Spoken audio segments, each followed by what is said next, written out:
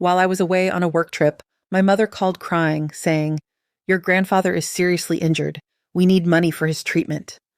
I gave her the code to my safe, canceled my meetings, and rushed home. My grandfather was completely fine, but the $5 million was gone.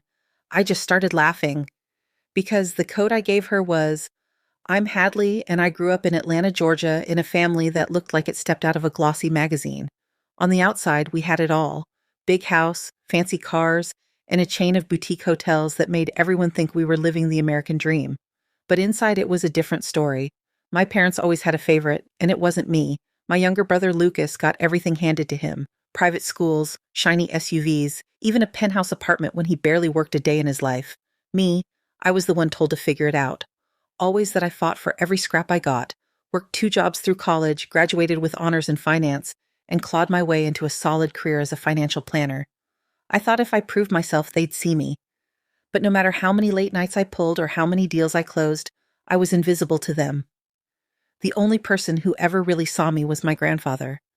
He was the one who built our family's wealth, a retired investment banker who made smart real estate moves long before I was born. He set up a trust fund, $5 million, meant to be split between me and Lucas when we came of age. He was fair, kind, and the only one who didn't play favorites. One morning, everything changed. I was packing for a big business trip to Chicago, a chance to pitch to a major client that could have boosted my career. My phone rang, and it was my mom. Her voice was shaky like she'd been crying. "Hadley, honey, it's your grandfather," she said, barely holding it together. "He's had a bad fall. We need you here." My heart dropped. My grandfather meant the world to me. He'd been my rock, the one who cheered me on when no one else did. Without a second thought, I canceled my flight, rescheduled my meetings, and rushed to his house in Buckhead, my stomach in knots. When I walked through his door, I froze. There he was, sitting in his favorite leather armchair, reading a newspaper, looking as healthy as ever. No bruises, no bandages, just a cup of coffee in his hand. He looked up, confused. "Hadley, what are you doing here?" he asked, setting the paper down. I blinked, trying to process. "Mom called. She said, you fell, that you were hurt bad." His face darkened and he leaned forward, rubbing his temples. "She told you that?" he said, his voice low. My chest tightened. Something was wrong. "Really wrong?" I stammered. "What's going on?" He sighed, heavy, like he was carrying a weight he'd held for years. "She asked me to lie Hadley, said it would keep things peaceful if you stayed behind. I told her no, I wouldn't do that to you." My knees felt weak. My own mom had made up a story about my grandfather's health just to keep me from what? I sank into the couch, my mind racing. "She said it was a family vacation," I whispered. "The Bahamas. I thought we were all going." His eyes softened, sad and angry at once. "They never meant to take you, sweetheart." My phone buzzed in my pocket. I pulled it out, hands trembling, and opened Instagram. There it was, a photo of my entire family on a white sand beach, all smiles, holding cocktails. My parents, Lucas, aunts, uncles, cousins, everyone but me. Lucas had posted it, his caption smug. "Nothing beats family time in paradise." My breath caught in my throat. I was supposed to be there laughing with them, part of the picture. Instead, they'd lied, used my grandfather's name to trick me. The betrayal cut deep like a blade twisting in my chest. I gripped my phone so hard my knuckles turned white, fighting back tears. They thought I'd just take it like always, but this time, they were wrong. That night, I couldn't sleep. I sat on my grandfather's couch, the glow of my phone lighting up the dark living room as I scrolled through those Bahamas photos again. Each one hurt more than the last. My mom's arm around Lucas, my dad raising a glass. Everyone laughing like they didn't have a care in the world. They'd planned this behind my back, used my grandfather's name to keep me away, and left me thinking I was saving him while they partied. My hands shook as I zoomed in on Lucas's smug grin. How could they do this? My grandfather sat beside me, his face etched with worry. "Hadley," he said, his voice steady but heavy. "There's something you need to know." My heart pounded as he reached into his desk and pulled out a thick folder, handing it to me. "This is everything I've been tracking," he said. I hesitated, my fingers hovering over the cover. Whatever was inside, I knew it would change everything. I opened it and my world tilted. Bank statements, trust fund reports, legal documents, pages and pages of proof that my parents had been stealing from me for years. They were supposed to split the trust fund between you and Lucas, he said, his voice tight. But they took your share bit by bit. I scanned the papers, my eyes catching on transactions. $1.50 for Lucas's private school, $100,000 for his sports car, more for his failed startup ideas. My money. The trust fund was worth $5 million meant for both of us, but they'd funneled nearly all of it to him. I felt like I couldn't breathe. All those years I'd worked late nights, saved every penny, while they handed Lucas my future like it was nothing. There's more, my grandfather said, his voice dropping. They're planning to give the hotel chain to Lucas. Your dad's finalizing the paperwork now. I stared at him, my mind reeling. The Harris Hotels, our family's pride, the business I dreamed of helping run one day, was supposed to be shared. They're cutting me out completely? I asked, my voice barely a whisper. He nodded, his jaw tight.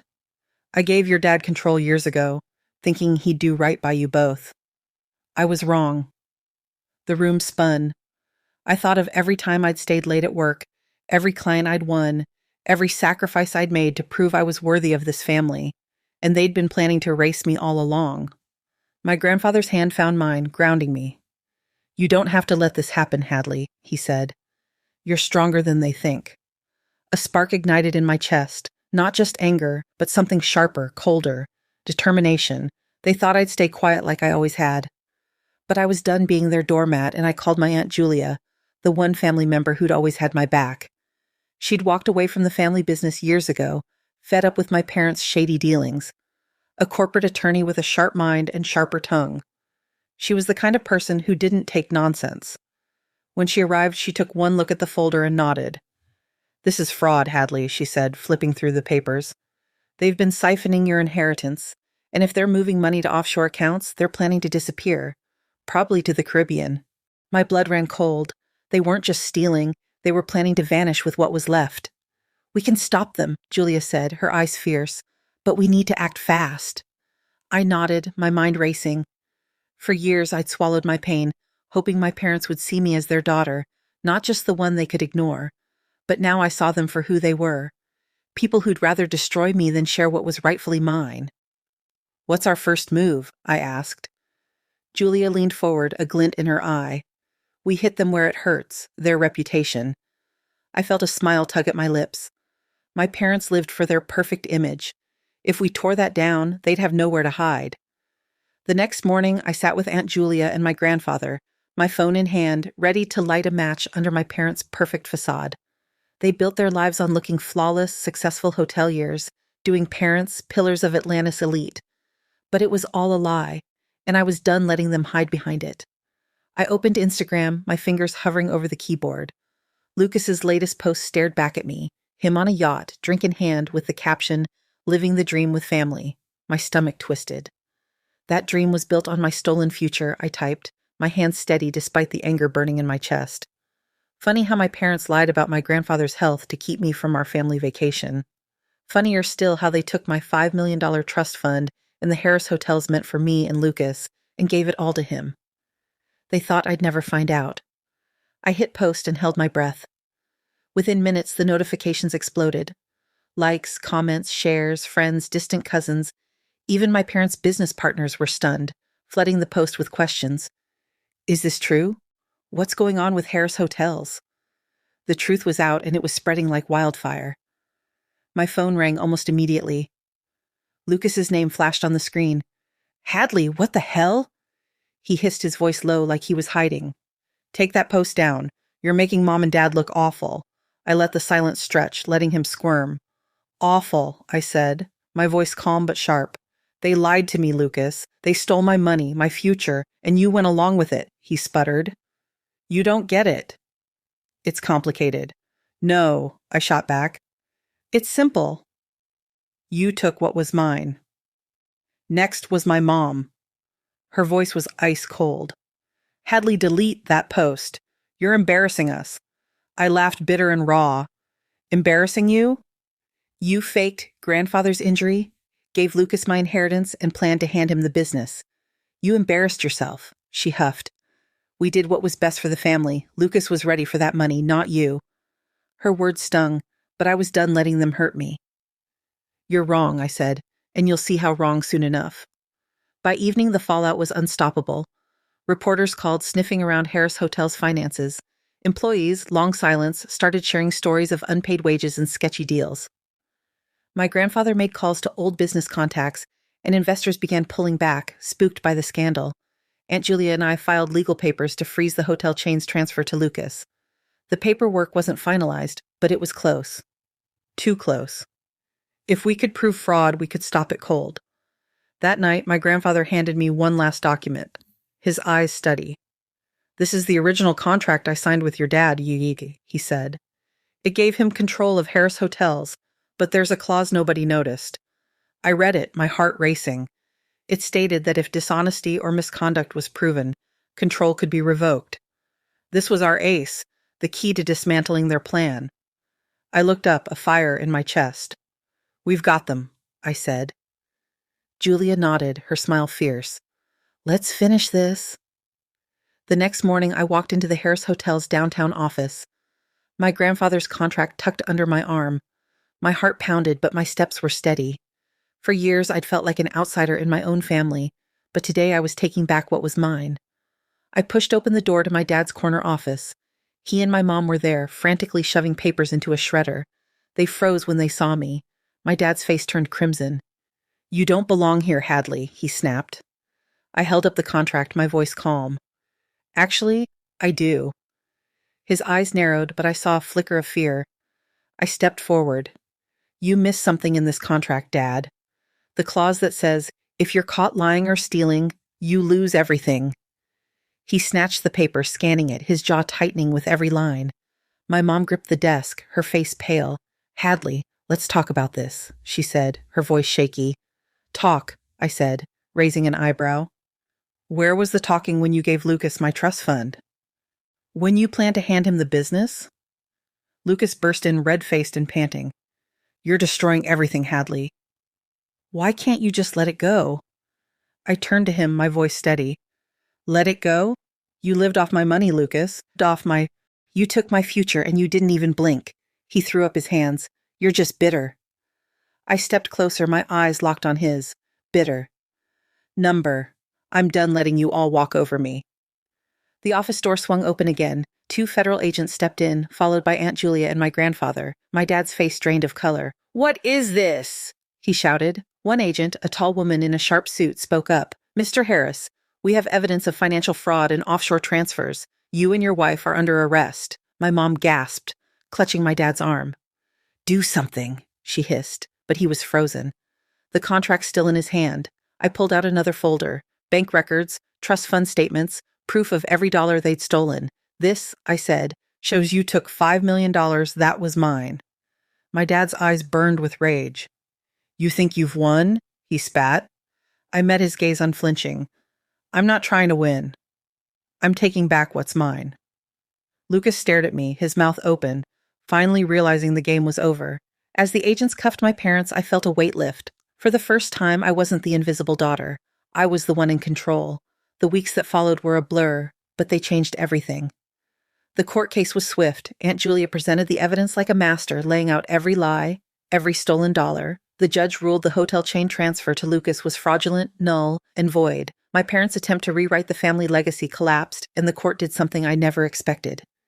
It awarded me full ownership of Harris Hotels. The business I'd been excluded from, the one they tried to steal, was mine. NY parents faced prison for financial fraud. Lucas, without their money or influence, was left scrambling. He sent me a text, a half-hearted apology, trying to worm his way back. I didn't respond. Some betrayals cut too deep, and I was done carrying the weight of his entitlement. My grandfather pushed for the trust fund's recovery, but most of the $5 million was gone, funneled into Lucas's life or hidden offshore. Still, the hotels were worth more, not just in money, but in what they represented. A chance to build something honest. Taking over wasn't easy. My dad had left a mess. Shady deals, unpaid staff, and a toxic culture. I walked into Harris Hotel's headquarters one morning, not as the overlooked daughter, but as the owner. Employees who'd once avoided my gaze now met it with cautious hope. I got to work paying back wages, setting up a scholarship fund for workers, kids, and opening the books for transparency. Slowly, trust grew. The hotel started to feel like a place where people wanted to work, not just had to point. One evening, I sat with my grandfather on the rooftop of our flagship hotel, the Atlanta skyline sparkling below. He sipped his coffee, a quiet smile on his face. "You know," he said, "I always knew you had it in you." I tilted my head. "What's that?" He leaned back, his eyes warm. "The strength to turn their lies into your truth." I laughed softly, the weight of years of doubt lifting. He was right. They tried to break me, to erase me, but all they did was show me what I was capable of. I wasn't just surviving their betrayal. I was thriving. Tio, everyone who's followed this story, thank you. You've walked with me through the hurt, the fight, and the moment I took back my life.